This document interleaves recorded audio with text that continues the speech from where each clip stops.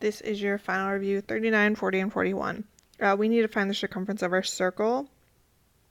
Remember your circumference, C, equals 2 pi r, or diameter pi.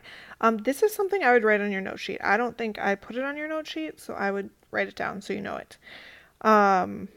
In this case, we have our diameter. Remember, diameter is all the way across, so we're just going to plug it in. So my circumference equals 5.7 pi. It says leave your answer in terms of pi, so literally you're done. D is your answer. You don't have to do any math. You don't have to multiply anything. Bam, good to go. The next one, we're still finding circumference, so we have C equals 2 pi r. I'm going to use that one because I have my radius, which is half of my diameter.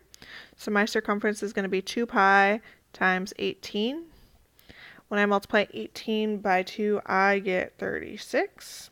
So the answer is going to be 36 pi inches.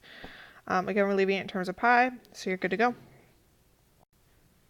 The last one, we're finding the area of the circle. Area is pi r squared. This formula should be on your sheet. My radius is 2.2. So area equals pi times 2.2 to the power of 2.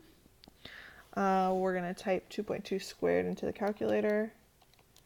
When I do that, I get 4.84 pi, which is my answer.